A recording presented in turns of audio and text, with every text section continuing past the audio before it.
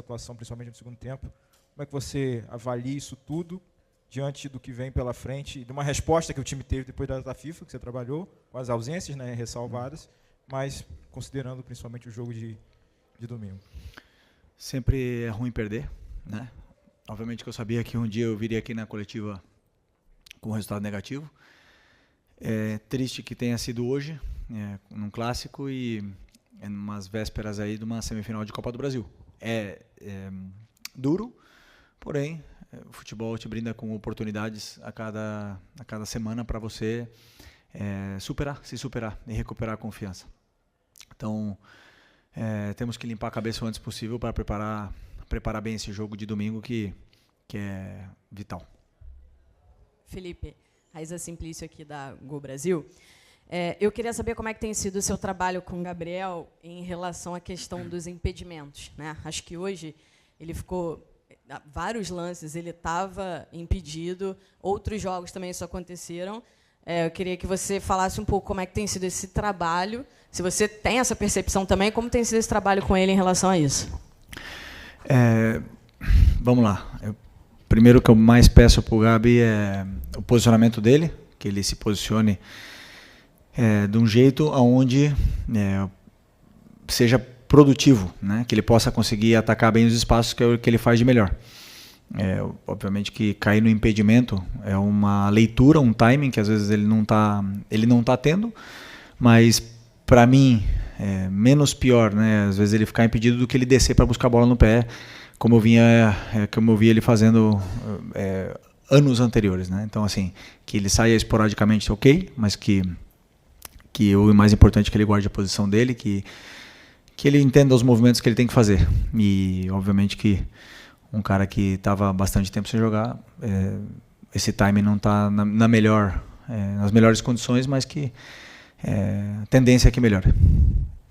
Felipe, Carlos Eduardo Mansur, Grupo Globo. Uma das mudanças mais nítidas que você está tentando implantar no time é a altura em que joga a linha defensiva, a agressividade com que ela se posiciona, tentando compactar o time. E talvez nesses 3 jogos hoje você tenha enfrentado o time que mais veio preparado para tentar jogar as costas dessa linha, né? Primeiro com o Marquinhos e o Cauã, depois com o Ganso se aproximando e sobrecarregando ali junto com o Arias, que entrou depois, o Lima vindo do lado esquerdo para dentro, para esse mesmo lado. Esse tem sido essa mudança de comportamento com a temporada andando, esse pequeno espaço entre jogos, é um dos grandes desafios e, de alguma maneira, por estágio de processo, não comparando jogos, de alguma maneira isso te remeteu à sua estreia como jogador do Flamengo? Quando o Jorge Jesus tentava implantar esse processo, o Flamengo foi à Bahia e teve dificuldade com esse mesmo aspecto do jogo. Ele é muito desafiador de se mudar com a temporada andando? É desafiador, mas para se pressionar é fundamental. E eu assumo a responsabilidade do que aconteceu hoje. Não tivemos o nosso melhor dia na questão de linha, sincronia de linha. E sabia que não ia ser fácil, sabia que eles fazem isso, eles usam muito a tração para jogar na longa. No primeiro tempo a gente controlou bem esse risco, né? No segundo tempo eles acabaram aproveitando algumas falhas nas coberturas, né? Mas é normal, sabe, como eu falei nas outras entrevistas, eu sabia que isso poderia acontecer em algum momento, mas o que realmente me preocuparia seria se o time não criasse, sabe, chances de gol. E o time está criando. Quando você não consegue ser determinante nas áreas, nas duas, isso pesa, né? E hoje o Fluminense foi determinante nas áreas, nós não. E só nos resta trabalhar para tentar melhorar esse lado mais. Repito o que você falou. Essa linha alta durante a temporada, eles sabem fazer. E não, só que hoje realmente não foi o nosso melhor dia. Felipe, aqui à sua direita, Rodrigo Cerqueira, TV Globo. O Flamengo tem pela frente agora um jogo decisivo, um clássico nacional. É um jogo que, se o Flamengo não levar gol, ele está classificado pela vantagem que adquiriu em casa. Mas como é que você pensa em jogar esse jogo? No caso do adversário, imaginando que o Corinthians vai tentar uma pressão muito forte, né, porque precisa do resultado, e também depois de uma derrota como essa, que bem ou mal dá uma balada no psicológico dos jogadores, é normal, é um clássico. Como é que você está pensando no tipo de jogo? E você sempre deixou claro que não abre mão das suas ideias, então provavelmente o Flamengo deve repetir nos últimos jogos o que você tem implantado, né? Bom, sobre o jogo de domingo, sinceramente nem olhei o Corinthians ainda, só estava essa semana passada na data FIFA, olhando o nosso time, nosso modelo de jogo, e essa semana já começamos a preparar o Fluminense, e a partir de amanhã eu vou começar a estudar o Corinthians, ver que possíveis táticas ou mudanças de sistema eles podem apresentar durante o jogo, e nesse jogo em concreto, então, a partir de amanhã eu vou começar a pensar nesse jogo. Hoje, eu digeria a derrota, dói muito mais desse lado aqui que como jogador, e é importante a gente, como eu falei, digerir isso para amanhã poder levantar e preparar bem esse jogo de domingo, mas eu não posso te adiantar nada porque eu não estudei o Corinthians ainda. Felipe, aqui à sua direita, Thiago Lima do GE. Eu queria te perguntar, Felipe, em relação ao Alcaraz. A gente tem tido informações que ele vem treinando muito bem, vem se destacando nos treinos, mas ele ainda não conseguiu mostrar em campo, né? Hoje também eu achei que ele foi mal. Você acha que o rótulo, por exemplo, de chegar com a maior contratação mais cara, né, da história do clube, pode estar pesando também psicologicamente para ele na hora de mostrar? Eu não consigo entrar na cabeça dele, né? Mas assim, é um jogador super interessante, um cara que é um portento físico, joga em várias posições, domina bem o meio-campo e, claro, quer demonstrar, ele tem essa ambição de querer as coisas e muitas vezes demora, né? É um processo. Eu vou dar todo o suporte para ele que possa se desenvolver e conseguir a confiança necessária para ele que possa desempenhar. Hoje o resultado não ajudou, né? Eu acredito que se a bola tivesse entrado, se a gente tivesse sido determinante na área, ele conseguiria se soltar um pouco mais no jogo, mas ele está com esse peso de querer fazer o time ganhar, ele quer demonstrar às vezes mais do que precisa, totalmente normal num jogador tão novo, tão jovem, mas que tem um futuro brilhante pela frente. Felipe, boa noite. Boa noite. Guilherme Xavier da Trivela. Queria unir um pouco as perguntas dos colegas aqui para falar sobre a questão psicológica do Flamengo. Você deu uma entrevista quando o Flamengo foi eliminado para o Olímpia ano passado, na Libertadores, dizendo que o fator mental foi o principal para aquela eliminação. Hoje aqui no Maracanã eu vi o Alcaraz e outros jogadores frustrados, claro, com o resultado, com o desempenho. Como agora, como treinador, você acha que dá para recuperar essa confiança e fortalecer esse aspecto mental diante de uma decisão na Copa do Brasil? Primeiro que eu gosto que eles se rebelem, que eles sintam a derrota. Eu gosto que isso que tem que doer, tem que frustrar mesmo. Perder não é bom, né? Se me preocuparia se eu visse um vestiário agora rindo, e não vi. Vi um vestiário machucado, né? Então, e eu falei, eu sou o que mais estou com o coração doendo aqui sobre essa derrota.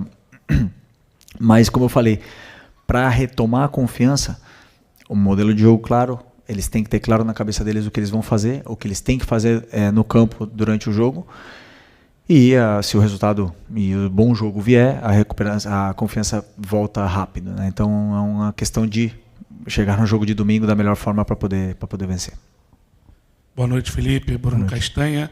Na sua avaliação, o que você acha que foi tão diferente do primeiro tempo, onde o Flamengo foi dominante, criou várias situações, e no segundo tempo não conseguiu criar, foi dominante, tomou 2 gols ali praticamente iguais pelo mesmo lado? E se me permite, sobre o Léo Ortiz, logo que você assumiu, você promoveu a entrada do Léo Ortiz na zaga, né, nesses 2 jogos, foi muito bem.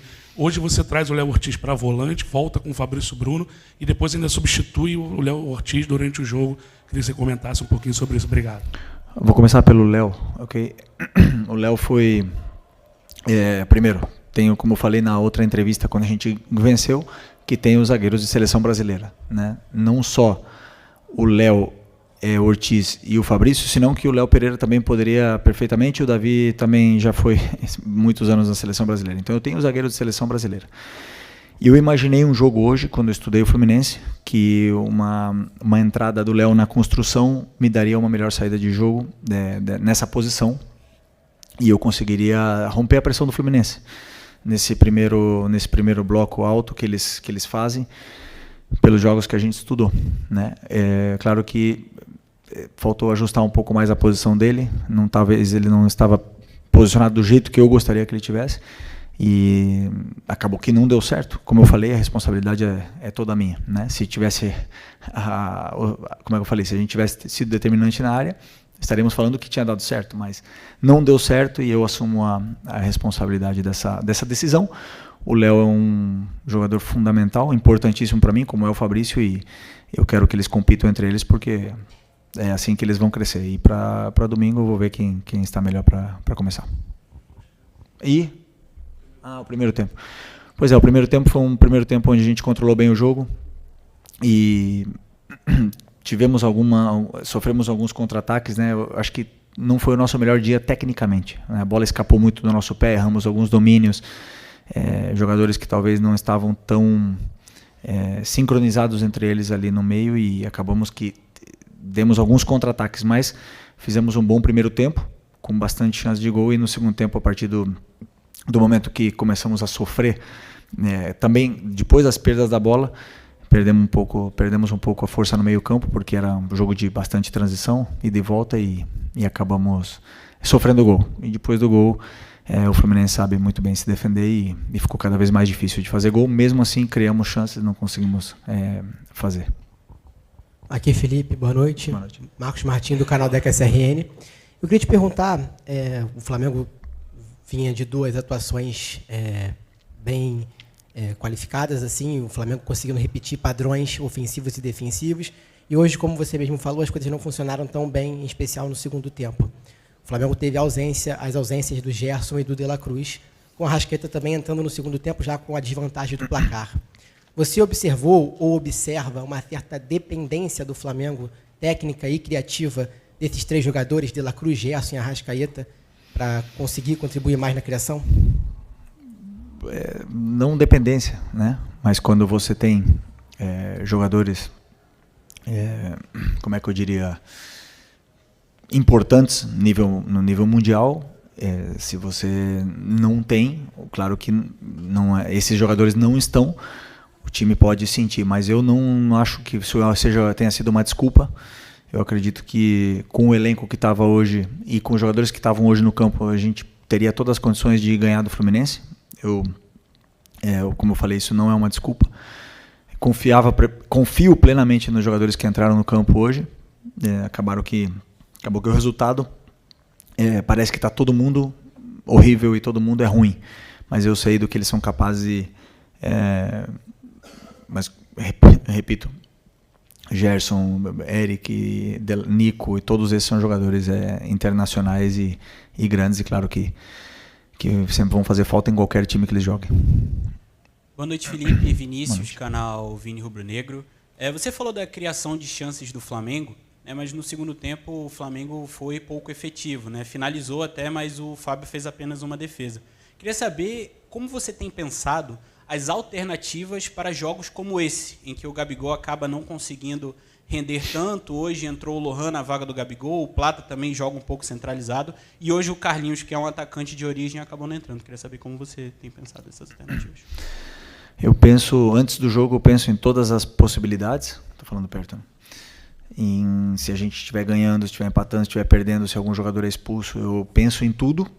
E durante o jogo eu vou vendo como ele vai se desenvolvendo, esses jogadores, e o que o jogo pede, né? Hoje tínhamos alguns jogadores que não estavam em condições de começar, tinham muitos jogadores que não estavam em condições de jogar 90 e alguns jogadores que teriam que sair durante o jogo, né? Mas eu preparo possíveis trocas de estrutura, né, para se precisar mudar alguma coisa. Mas eu imaginava que no final do jogo, por exemplo, quando já estava 2-0, que o Fluminense baixou o bloco, a gente estava conseguindo entrar, a gente estava conseguindo chegar, porém, claro que não estamos, como eu falei, não estamos na melhor forma técnica. Estava escapando um pouco a bola, os domínios, o último passe, o último cruzamento. Isso aí faz com que não sejamos determinantes nas áreas. Então, quando você não faz o gol, isso frustra cada vez mais, você vai acabar correndo e o risco é maior. Mas o único caminho que eu posso falar para você é que o meu trabalho é levar eles até lá. O meu trabalho é tentar fazer com que o time chegue até a área. E ali a qualidade técnica que vai definir. E eu posso ajudar isso aí para eles poderem treinar cada vez mais e a bola vai acabar entrando, uma hora ou outra. Felipe, aqui boa noite, Gabriel Alfa, canal Paparazzo Rubro-Negro. Felipe, quero te fazer uma pergunta que pode até mesmo voltar um pouco naquela parte psicológica que eles falaram mais cedo, que é por que o Flamengo costuma ter tanta dificuldade nos jogos que são logo após as pausas na data FIFA? Você que já esteve lá no vestiário como jogador, hoje como técnico, várias vezes, né, a gente vê o Flamengo com essa dificuldade, não sei se é uma questão psicológica, se é um time que está acostumado a ter esse calendário maior e por isso, quando tem uma pausa, pode ser que acabe voltando um pouco mais frio, os adversários têm mais tempo para preparar. Eu queria que você explicasse, se possível, não sei que é meio complicado explicar assim, mas por que na maioria das vezes o Flamengo volta tendo muitas dificuldades depois dessa data FIFA? Obrigado. É bom, interessante, né? Eu lembro que ano passado perdemos um jogo depois da data FIFA, acho que foi o Bragantino. Eu ainda estava como jogador.